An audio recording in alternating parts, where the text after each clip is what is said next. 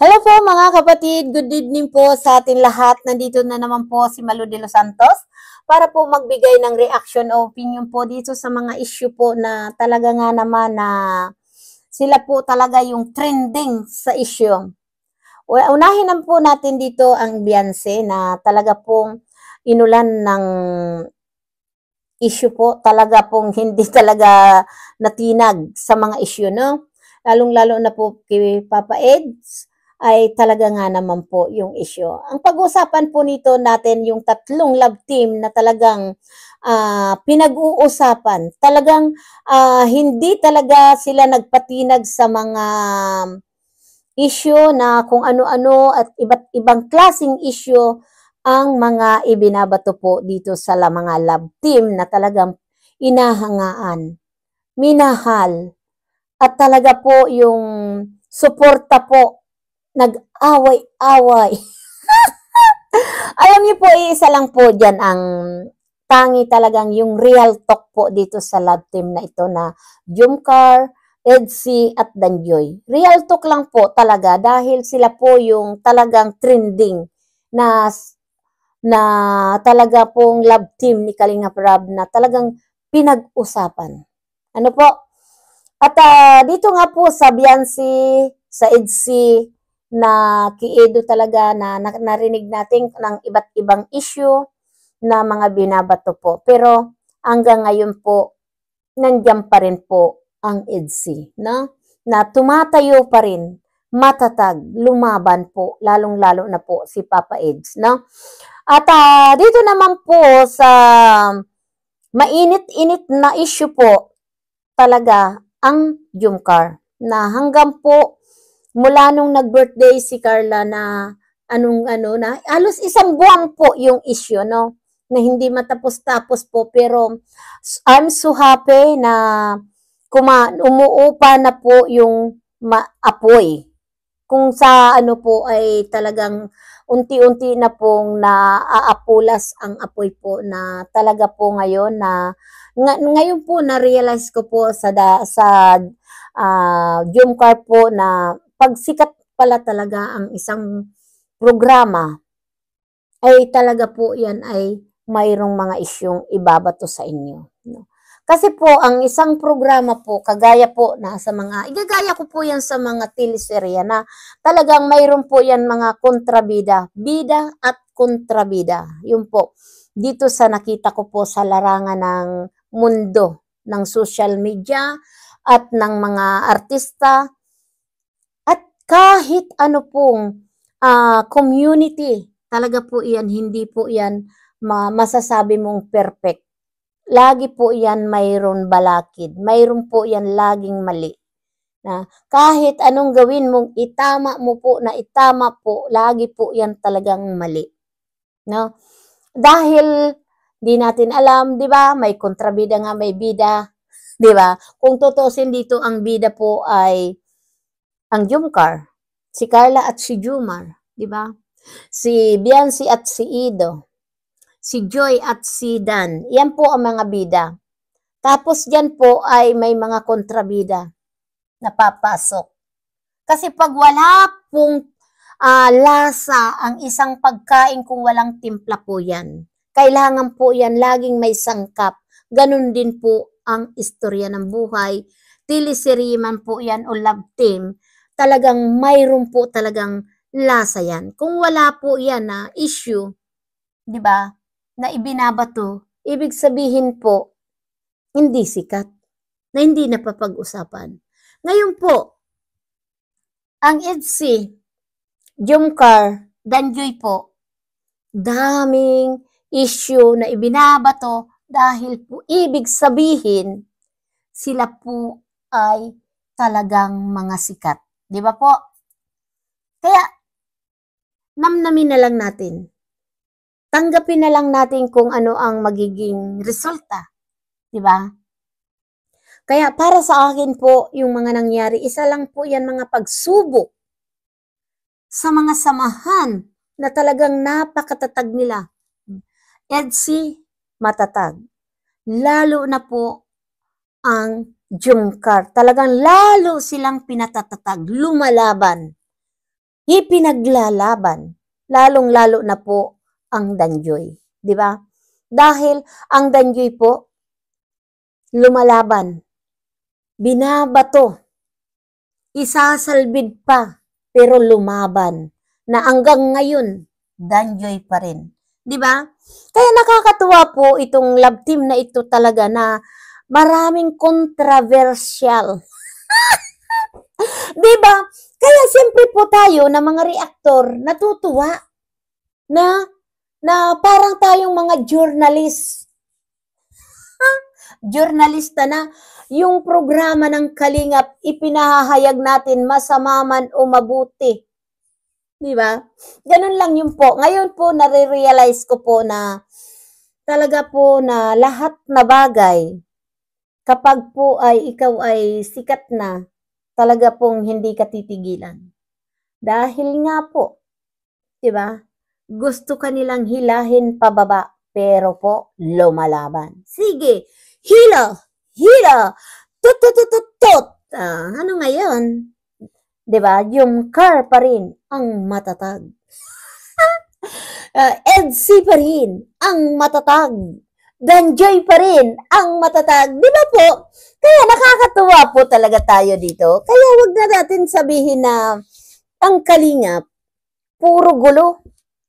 Masarap po ang Kalingap. Nandiyan na lahat ang panglasa. Kare-kare, adobo, sinigang, lahat na pong masarap na pagkain andyan sa Kalingap. Di ba? Kaya kahit nga mga binabato, pambabatikos, parinigan dito, parinigan doon, tuloy ang buhay. Talagang ganyan po lang, di ba?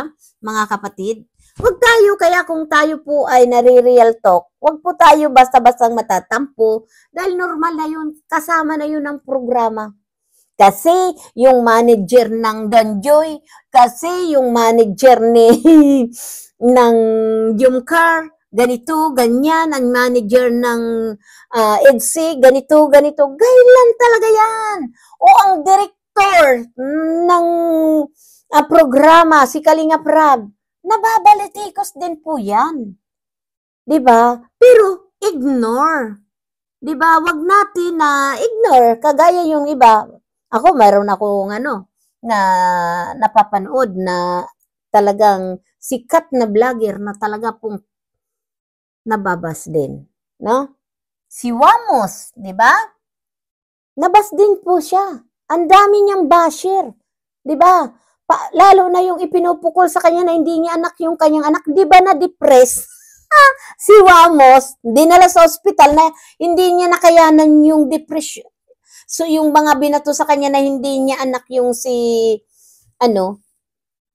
Matthew, di dapat yun, alam mo naman kung anak mo hindi, di mo na pinatulan, ay na-depress, pinatulan niya daw po yung sa kanya, di ba? Ganun po talaga, kahit sa ampung mundo, pag nasa social media tayo, mayroon po talaga yan, kontra sa atin.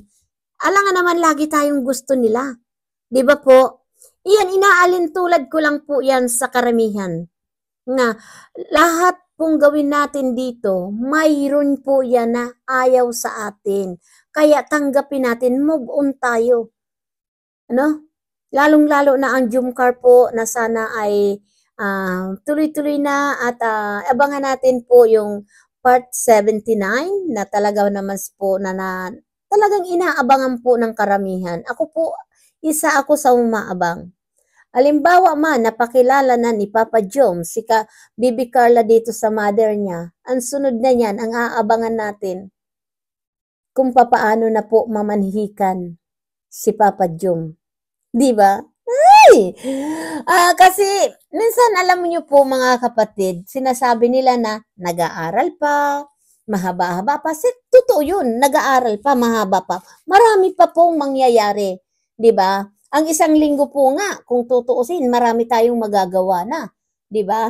Yung pa kaya yung 3 taon pa, dahil first year in college na ngayon si Carla, 3 taon pa, ay marami pa po yung pagdadaanan po ng mga hindi po kanais-nais issue. Pero po para sa akin, kung talaga silang nagmamahalan at kung talaga si Papa Joms talagang gusto niyang mag-asawa na at pakasalan si Baby Carla, pwede naman at tuloy lang din po ang pag-aaral, no? At marami pa po ang magsusuporta at marami pong may gusto pa rin po na tulungan po ang Jumcar. Di po yan magbabago, di ba? Jumcar pa rin. Marami niyo po talaga ako naguguluhan na po ako sa mga sinasabi ko, no? Lalo na po ang EDSI, di ba? Grabe. Ang pambabati ko sa EDSI, yung mga naranasan po ni Papa Eds talaga. Grabe po, ano? At iba't ibang klase po na mga pambabas nila, yung mga issue-issue, no? At dito ay talagang nakakatuwa po at lalo nga din ang Danjoy, di ba? May mga issue din, hindi din natapos-tapos ang issue dito sa Danjoy, di ba po? Kaya nakakapraning.